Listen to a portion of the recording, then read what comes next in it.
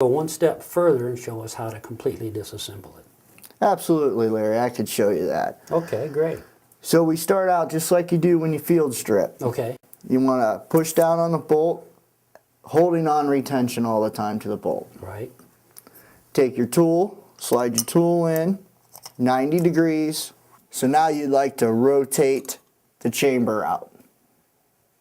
Take your tool out and gently release the bolt.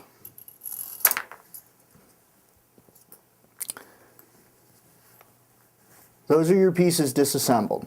Field strip. That's your basically field strip. So the next step we're going to do is we're going to show you how to take the firing pin and the extractor out. Okay. Those are the only two things other than the field stripping that you need to make sure you clean. One thing we use is we use these two. We like to use bench blocks. Sure. It gives your pins a place to go because you don't want to take the pins out. There's no reason to take them all the way out. Could you show which pins you're talking about? Yes, I can. The only two pins you want to take out here, Larry, are the extractor pin and the firing retainer pin. Now, do you take them out all the way? No. We made sure we left enough meat on here that so you could tap them out and leave them in there. That way you don't have them falling off the bench, rolling on the floor and trying to find them. But if you do lose them, they're a 3/32 standard roll pin. Okay. This roll pin up front here, this stays in all the time. There's no reason to take this out. This actually holds the spring in from coming out the front end. Okay. Okay? So the first thing we're going to do is I'm going to show you how to take the extractor out.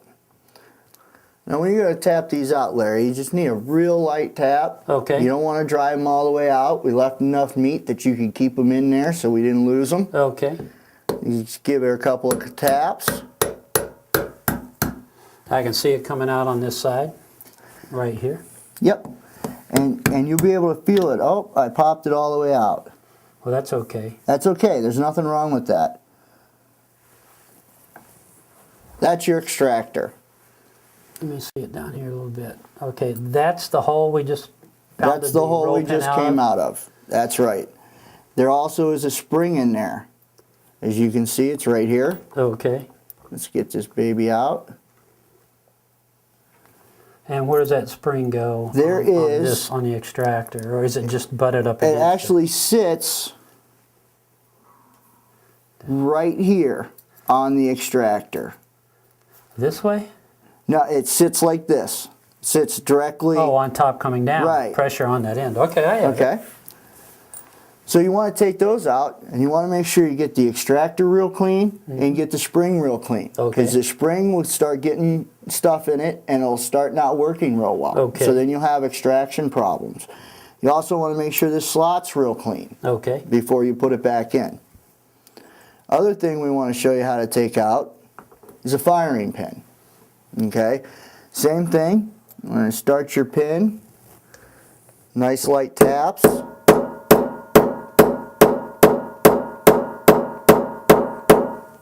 That one sounds a little more firm. Yeah, you got a lot more meat in there, Larry, compared to the little one. And you'll be able to feel, when you get past there, you'll be able to feel that firing pin move on you. Which you're pressing right here. There you go. And you can see we didn't drive it all the way out. And this firing pin has a spring right on the end. Yes, sir, it does. And that's what you need to make sure that you clean this every 1,500 rounds. Because this spring will get all gunked up and your firing pin won't work anymore. Okay, what about this little notch? Is that where one of the pins go through? That notch is where the firing pin lines up. Okay. So I'm going to show you a real easy way of lining that pin up when we go to put it back together. Okay. If you look at the firing pin, you can see the firing pin is flat on the end. Okay? This vertical flat here correlates with this flat here. Okay. So if this flat is vertical, this flat is horizontal. Okay. Your pin will slide right across there, and your roll pin's sitting in there like that so that the pin can go back and forth, but it's not going anywhere. Sure. Okay, Chance, we've got all of the parts laid out in front of us here from the bolt system, and I'd like you to kind of name each one for me. Sure, absolutely, Larry. This right here, this is the bolt. This here, This is our chamber piece. It has the 223 chamber on one side and the 22 long rifle chamber on the back side. This here is the extractor with the extractor spring, and you can notice the difference between the firing pin spring and the extractor spring is quite a bit of difference. So you don't have to worry about putting the extractor spring on the firing pin, it won't fit. Okay. This is our firing pin. This here is the rail system. And what's that built into the rail system? This right here, that is the ejector. Okay, very good. This here is a spring guide rod, and this is a spring. Okay, Chance, we've got this bolt assembly apart, and you're going to show us how it goes back together and give us a few hints on where we should add oil. Okay, not a problem. What I like to do is when I start, I like to put the extractor in first. Okay. You want to take your extractor spring and your extractor. First thing you want to do is you want to put your extractor spring in. And once you see the kit, when you take it apart, it might be a little hard to see it, but there's a little circle right here. That's perpendicular to the line. That's 90 degrees right from the line. That's where your spring will go. Okay. You slide your spring in that hole, and the spring won't go into the groove, so it'll only go into that hole. This hole here lines up with this firing pin hole, or this roll pin hole.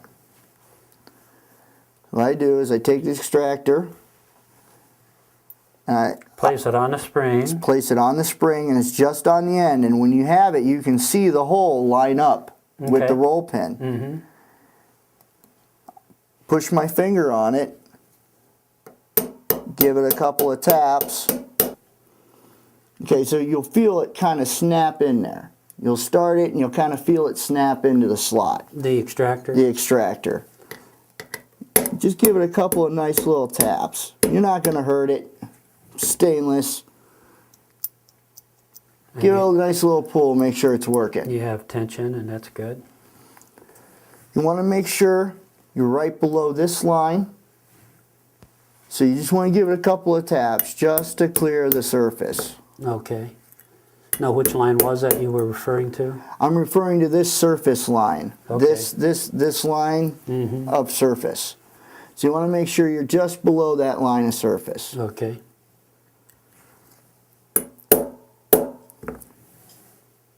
Just like that. Okay. Okay, now the extractor's in. Mm-hmm. What comes next? The firing pin's next, Larry. And you Okay. can see by looking at this firing pin, right here you got yourself a little slot. And that's where the roll pin sits Okay. to hold the firing pin in. But when you're putting that back in, how do you know it's lined up with where the roll pin is? The best way I found out to do it is if you look at the end of the firing pin, Okay. you can see the end of the firing pin is flat. It's not round like a center fire pin would be. Almost like a screwdriver. Right, absolutely. So I make sure that that end is straight up and down vertical. If that end is vertical in the end of the bolt, then this piece is in horizontal position for the roll pin. Okay. Pretty simple. So what I like to do is, because we left the pin in there, Mm-hmm. I put my spring on the end. I set my roll pin in, I set my firing pin in, and I look at the front end of it. And I look to see if that pin is straight up and down. Okay. If that pin is straight up and down, then all I do is press on it to hold it in, because that will get you location forward and back for your roll pin. Okay. So while I'm holding it in my hand, I tap the roll pin in.